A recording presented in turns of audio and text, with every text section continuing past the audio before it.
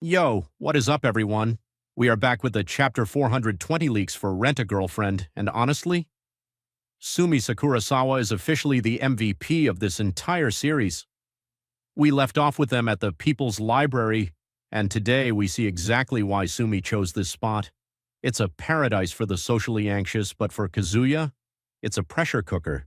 We've got Romeo, Juliet, 70 different confession lines, and an ending that literally breaks Sumi's brain.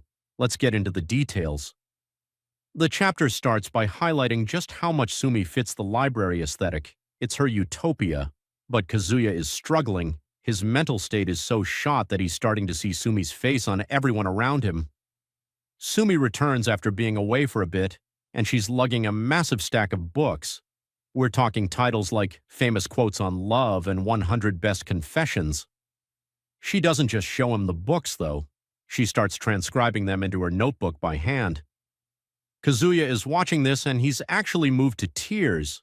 He realizes that even though Sumi barely speaks, her devotion to helping him reach Chizuru is pure-hearted and absolute. She is putting in the work he's too nervous to do.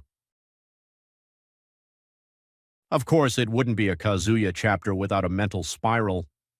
As Sumi is writing down lines from Romeo and Juliet, Kazuya starts projecting himself and Chizuru into the play, but his brain won't let him have the win. An imaginary Chizuru pops up in his head and shuts him down immediately. Then the jealousy kicks in. He starts imagining Chizuru with Umi-kun, the handsome guy we all love to hate, in a lovey-dovey scenario. He's losing it, but since they're in a library and Sumi is silent, the entire middle of this chapter is driven by Kazuya's wild internal monologue. He's basically his own worst enemy right now. An hour passes. Sumi has been writing non-stop, and she reveals her work. 70 confession lines pulled from movies and dramas. Kazuya looks them over and thinks, okay, I can use these as a rough draft. But there's a problem. Most of the lines are super theatrical, very Shakespearean and over the top. Kazuya starts getting anxious, wondering if he can actually pull these off without sounding like a total dork. Sumi senses his hesitation. She turns to him, stares intently at his face, and her posture shifts. She isn't just a helper anymore, she's offering to be his practice partner. Kazuya is a flustered mess, but he looks at Sumi's serious face and realizes this is his only shot. If he can't say these words to Sumi, he'll never be able to say them to Chizuru. He accepts her kindness, not just as a friend, but as a rental girlfriend doing her absolute best. He envisions Chizuru's smile and starts reciting the lines. We get this massive, dramatic two-page spread where Kazuya is reading one famous line after another from Sumi's notes. And guys, it's super effective. Sumi's heart starts going thump-thump. Her face turns bright red.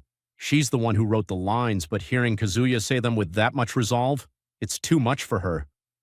Then comes the pshh moment. Sumi reaches her absolute limit.